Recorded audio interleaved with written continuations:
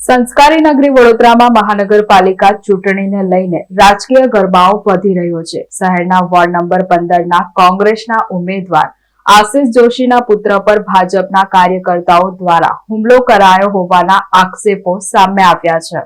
વડોદરામાં ward number 15માં રાજકીય માહોલ ગરમાયો છે। કોંગ્રેસ ઉમેદવારના પુત્ર પર હુમલાના આક્ષેપો સામે આવ્યા છે। વોર્ડ નંબર 15ના કોંગ્રેસના ઉમેદવાર આશિષ જોશીના પુત્ર પર ભાજપના કાર્યકર્તાઓ દ્વારા હુમલો કરાયા હોવાના આક્ષેપો સામે આવ્યા છે। માહિતી મુજબ આ સમગ્ર ઘટના લોક સંપર્ક ફેરણી દરમિયાન બની હોવાનું જાણવા મળ્યું છે, જેના પગલે વિસ્તારમાં તણાવપૂર્ણ માહોલ સર્જાયો છે। ઘટનાના પગલે મામલો પોલીસ સ્ટેશન સુધી પહોંચ્યો છે અને પોલીસ દ્વારા સમગ્ર ઘટનાની તપાસ હાથ ધરવામાં આવી છે। હાલ આક્ષેપોને લઈને રાજકીય ગરમાવો વધ્યો છે, જો કે આ મામલે સત્તાવાર પુષ્ટિ થવાની બાકી છે। મારા ઇલેક્શન વોર્ડ 15માં અમે ચૂંટણી પ્રચારમાં છીએ ત્યારે લોકશાહી પદ્ધતિથી અમે ચૂંટણી પ્રચાર કરીએ, એ લોકો પણ કરે। ભારતીય જનતા પાર્ટીના કાર્યકર્તા આજે મારા રહેણાંક વિસ્તાર એવા રતિલાલ પાર્કમાં પ્રચાર માટે આવ્યા અને ત્યારબાદ મારા ધર્મપત્ની અને મારા બહેન પર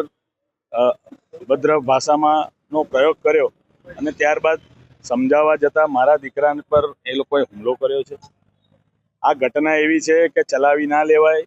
આ છેલ્લા 3-4 દિવસથી વોર્ડ 15ની અંદર આ રવિ ત્રિવેદી હોય, પિંકલ માછી કે ભાવિન વ્યાસ, આ લોકો આ વોર્ડ વિસ્તારનું વાતાવરણ બગાડવા અને જે હાર ભાકી ગઈ છે ભારતીય જનતા પાર્ટી, એટલે ફ્રસ્ટ્રેશનમાં આવીને આ પ્રકારનું કૃત્ય કર્યું છે। મારા દીકરાને આંગળી પર ઈજા થઈ છે અને એના ભાગરૂપે આજે અમે ન્યાય માટે પાણીગેટ પોલીસ સ્ટેશન આવ્યા છે કે આ હુમલાને તમે જે રીતે તમે સત્તાધારી પક્ષ જે રીતે હાર ભાકી ગયા છો, અમે ભલે કોંગ્રેસ પાર્ટીમાંથી ઊભા છે તો એનો મતલબ એવો નથી કે અમને કે અમારા પરિવારને ચૂંટણીમાં ભાગ લેવાનો કે પ્રચાર કરવાનો અધિકાર નથી।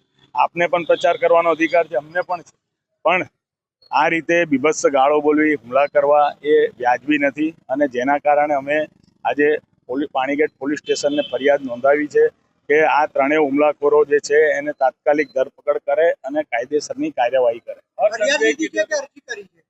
હાલમાં તો અમે અરજી કરેલી છે, હવે પીઆઈ સાહેબને અમે ટેલિફોનિક જાણ કરી છે, એ યોગ્ય નિર્ણય લેશે કે આ પ્રકારની ઘટના ન થવી જોઈએ। છેલ્લા કેટલા દિવસથી વોર્ડ વિસ્તારને નાગરિકોને ખોટા બેનરો મારીને જે ઉપસાવવાનું કામ કરી રહ્યું છે એ પણ આ જ 3 હુમલાખોરો દ્વારા કરવામાં આવી રહ્યું છે। એટલે મારું એવું કહેવું છે કે પ્રશાસન તંત્ર કડકમાં કડક કાર્યવાહી કરે। ગઈકાલે એમના નાયબ મુખ્યમંત્રી આવીને ગયા પછી હજારે જતા કદાચ વધારે ગેલમાં આવ્યા હોય, પણ આ જનતા છે, આ જનતા તમારા આ જે પણ જે તમારા કરેલા ખોટા કામ છે એનો 26મી તારીખે ચોક્કસ જવાબ આપશે। હું એવું કહીશ કે તમે તમારી માન મર્યાદા બધું જ ભૂલી ગયા, સંસ્કાર ભૂલી ગયા અને મારા દીકરાએ આજ દિન સુધી કોઈને આંગળી સુધા નથી કરી, પણ એની પર એને જ્યારે ગાળો બોલવામાં આવે ને એના માતૃશ્રીની સામે જે બીભત્સ વર્તન કરવામાં આવ્યું ત્યારે એને એ લોકોને રોકવાનો પ્રયત્ન કર્યો, ત્યારે આ ત્રણેય લોકોએ એની પર હુમલો કર્યો છે। ચોક્કસ હવે એમને એવું લાગે છે કે નાયબ મુખ્યમંત્રી અમને આવીને કહીને ગયા છે, પોલીસ તંત્ર પ્રશાસન બધું અમારું છે, અમે સત્તામાં છીએ, એનું જ આ એમને કદાચ એમને નશો હશે, ઘમંડ હશે, પણ આ ઘમંડ ને નશો આવનાર દિવસમાં વોર્ડ 15ની જનતા જરૂર ઉતારશે। હુમલાખોરોમાં એક રવિ ત્રિવેદી, પિંકલ માછી અને ભાવિન વ્યાસ, આ 3 લોકોએ આ પ્રકારનું વર્તન કર્યું છે અને અમે આ ઈજાના ફોટોગ્રાફ્સ પણ અમે અમારા પીઆઈ સાહેબને મોકલ્યા છે। હવે જે પ્રમાણે અમે એમનાથી ન્યાયની આશા રાખીએ છીએ કે કાયદેસરની એ કાર્યવાહી કરે અને આ ત્રણેય લોકો જો ચૂંટણી પ્રક્રિયા દરમિયાન પણ અહીંયા રહ્યા તો આ જ પ્રમાણે વાતાવરણ બગાડશે, કાયદા અને વ્યવસ્થાનો ભંગ થવાનો ચોક્કસ ભય છે।